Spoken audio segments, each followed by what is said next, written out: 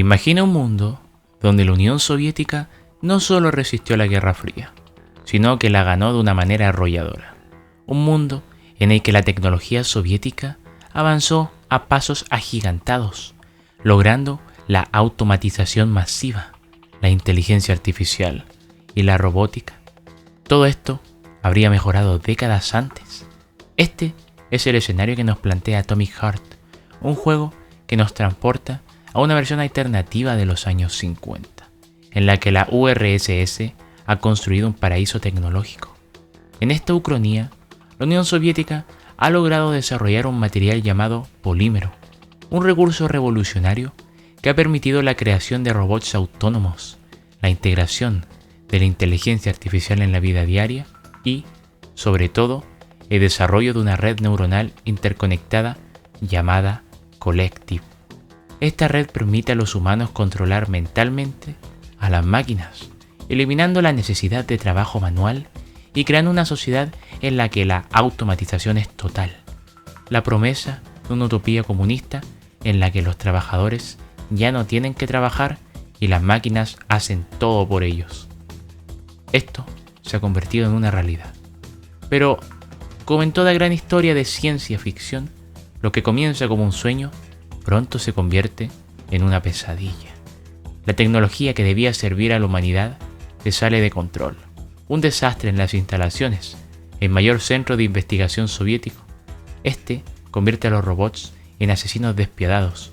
Lo que debía ser el siguiente paso en la evolución de la sociedad se convierte en una lucha desesperada por la supervivencia. Y aquí es donde entramos en la piel del protagonista, un soldado de élite, enviado a la instalación para descubrir qué ha salido mal y enfrentarse a un horror que combina ciencia ficción, retrofuturismo y el estilo brutalista de la era soviética. Atomic Heart nos muestra una ucronía visualmente impresionante, llena de referencias a la propaganda soviética y a los ideales comunistas llevados al extremo.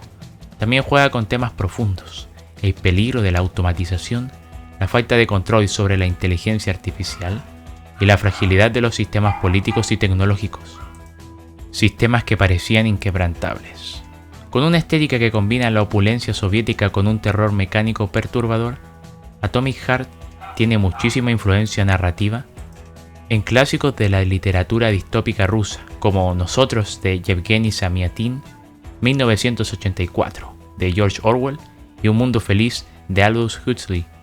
La idea de una sociedad perfecta que esconde una oscura verdad es un tema recurrente en estas historias, y Atomic Heart lo lleva al extremo a demostrar una Unión Soviética donde la obsesión por el progreso ha creado un monstruo imposible de controlar.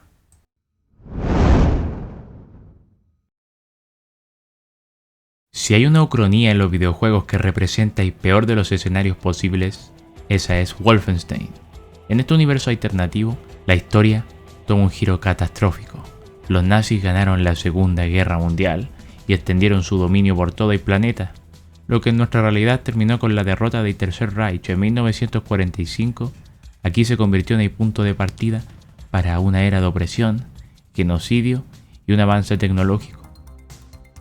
Desde su primera entrega hasta las versiones más modernas de la saga, Wolfenstein ha explorado un escenario de pesadilla en el que la ideología nazi no solo sobrevivió, sino que se consolidó con un poder absoluto en juegos como Wolfenstein The New Order y Wolfenstein 2 The New Colossus. En estos juegos vemos un mundo completamente transformado por la victoria alemana. Estados Unidos ha sido conquistado y destruido, Europa está sometida y el mundo entero vive bajo la sombra de un régimen totalitario que ha llevado sus ideas extremas hasta sus últimas consecuencias. Lo que hace que la ucronía de Wolfenstein sea tan impactante es el nivel de detalle con el que se ha construido este mundo alternativo. No es solo una historia en la que los nazis ganaron, es una visión completa de cómo habría moldeado el planeta a su imagen, desde la arquitectura imponente y opresiva hasta la propaganda omnipresente y el control absoluto sobre la vida de las personas. Todo en este universo está diseñado para mostrar la aterradora realidad de un mundo sin libertad. Pero lo más inquietante de Wolfenstein es cómo combina elementos de ciencia ficción con la ideología nazi. En esta línea temporal alternativa, los alemanes lograron desarrollar tecnologías avanzadas décadas antes de lo que conocemos en nuestra historia real. Robots gigantes, soldados mecánicos, armas láser y bases en la Luna son solo algunas de las herramientas que el Reich utiliza para mantener su dominio. Se trata de una visión exagerada y cinematográfica, sí, pero basada en las verdades y ambiciones de la Alemania nazi, que en su momento tuvo planes para tecnologías avanzadas y proyectos secretos que nunca llegaron a completarse. A pesar de lo oscuro de su premisa, Wolfenstein nos pone en la piel de un héroe dispuesto a luchar contra esta opresión, V.J. Blazkowicz, un protagonista judío que es un símbolo de la resistencia, un soldado que se niega a aceptar esta realidad y que, a lo largo de los juegos, se convierte en la chispa de la rebelión contra el régimen.